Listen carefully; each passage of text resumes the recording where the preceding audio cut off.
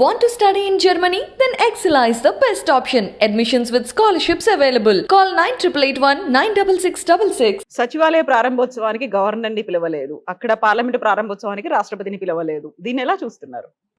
నేనేమంటున్నాను, మీరు భారత రాజ్యాంగాన్ని గురించి మాట్లాడితే రాజ్యాంగం గురించే మాట్లాడాలి, లేదు సాంప్రదాయాల గురించి మాట్లాడితే సాంప్రదాయాల గురించే మాట్లాడాలి, లేదు నాకు ఏది వస్తే అదే మాట్లాడితే అంటే దాన్ని మీ విజ్ఞతకే వదిలేస్తున్నాను.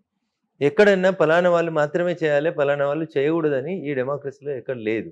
లేని దానికి కొత్తగా ఆపాదించి చర్చలు పెట్టుకోవడం వేస్ట్. అది రాష్ట్రపతి గారిని పిలవాలన్నా, ప్రధానమంత్రి గారిని పిలవాలన్నా, క్యాబినెట్ ఏం చేయాలనేది ఇంకెవరో డిక్టేట్ చేస్తే నడవదు. Cabinet decisions are ultimate decisions.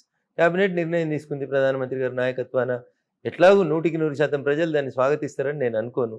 1, 2, 3, 10 మంది అలా వ్యతిరేకించే వాళ్ళు ఎప్పుడు వ్యతిరేకిస్తూనే ఉంటారు. Democracy prevails by majority. ఆ మెజారిటీ నిర్ణయానికి అనుగుణంగా భారత ప్రభుత్వం నరేంద్ర మోడీ గారి నాయకత్వంలో ఒక నిర్ణయం తీసుకుంది. దాన్ని స్వాగతించే వాళ్ళు స్వాగతించండి, విమర్శించే వాళ్ళు విమర్శించండి. విమర్శకులకి సమాధానం చెప్తాం, దాంట్లో ఏం భయపడాల్సింది ఏం లేదు. సచివాలయ ప్రారంభోత్సవానికి మీకు ఆహ్వానం అందినా మీరు వెళ్ళలేదు. అది నా ఇష్టం. అది యూ కెనాట్ ఫోర్స్ ఇట్. నేను ఇప్పుడు అదే చెప్తా ఉన్నా మీకు. పార్లమెంట్కి కూడా మీకు ఇష్టం ఉంటే రండి, కష్టం ఉంటే మానేసేయండి. మీరు వచ్చినా మీరు రాకున్నా పార్లమెంట్ ఓపెనింగ్ ఆగదు, సెక్రటరియట్ ఓపెనింగ్ ఆగలేదు. కానీ మేము మాట్లాడేటువంటి మాటలు ప్రజలకు అర్థమవుతాయి. అట్లే అక్కడ ప్రతిపక్షం మాట్లాడేటువంటి మాటలు కూడా ప్రజలకు అర్థమవుతుంది. అంతే, నథింగ్ మోర్ దెన్ దట్. అందులో how can you force me to come for particular meeting? అది నా ఇష్టం అంటున్నా.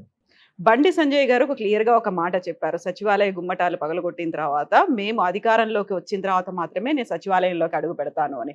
మీకు అలాంటి ఏదైనా ఒక నిర్ణయం, ఒక డెసిషన్ తీసుకున్నారా మీరు? అది వారి అభిప్రాయం. అది ఇన్ఫ్యాక్ట్ నేను నెక్స్ట్ డే వెళ్దామని అనుకున్నాను, కానీ ఇంకో పార్టీ నాయకుడు వెళ్ళి అదేదో కొంచెం జరిగింది ఇష్యూ, అందుకని ఎవరినో కాపీ కొట్టినట్టు మనం ఉండొద్దు అని అనుకున్నాను. నేను యాక్చువల్గా నేను నెక్స్ట్ డే 10:30కి పోతా అంటే ఇంకెవరో కాపీ కొట్టి పోయే ప్రయత్నం చేసి ఇప్పటిదాకా వెళ్ళలేదా మీరు? వెళ్ళలేదు. అసలే వెళ్ళలేదు. అక్కడ ముఖ్యమంత్రి గారు ఉంటున్నారని సమాచారం తెలిస్తే పోయి దరఖాస్తులు ఇస్తాం. ఆయన కూర్చొని దగ్గరికి మేము పోయి ఆ గేట్ దగ్గర న్యూసెన్స్ చేసుకోవడం ఎందుకని ఆగుతా ఉన్నాం. ఆయన రెగ్యులర్గా సచివాలయంలో వచ్చి 10:30 నుంచి నేను అందుబాటులో ఉన్నా రండి అంటే తప్పకుండా వెళ్ళి అప్లికేషన్స్ ఇస్తాం. సో రివ్యూ మీటింగ్లు అయ్యాయి, తర్వాత క్యాబినెట్ మీటింగ్ కూడా అయింది. మీరే చూస్తుంటారు పేపర్లలో కూడా, బీఆర్ఎస్ ఎమ్మెల్యేలు కూడా లోపలికి రాణిస్తలేరని, విప్పుల్ని చీఫ్ విప్పుల్ని కూడా ఆపుతున్నారని గేట్ల కాడ రకరకాలైనటువంటి కథనాలు చూస్తూ ఉన్నాం. Let everything be consolidated. అన్నీ అయినాక వెళ్ళి కలుస్తాం. నా నియోజకవర్గ సమస్యల గురించి ఖచ్చితంగా దరఖాస్తు తీసుకొని, రాష్ట్ర పరిపాలన అక్కడి నుంచే జరుగుతుంది కాబట్టి అక్కడికి వెళ్ళి ఖచ్చితంగా దరఖాస్తు. సో మీ డెసిషన్ ఏంటి గుమ్మటాలకు సంబంధించి? Same you still stick with that? Party అధ్యక్షుడి అభిప్రాయమే పార్టీ నిర్ణయం. సో మీరు కూడా అదే ఫాలో అవుతారు? పార్టీ అధ్యక్షుడి నిర్ణయమే పార్టీ నిర్ణయం. దాంట్లో రెండో ఆలోచన ఉండడానికి అవకాశం లేదు, అవసరం లేదు.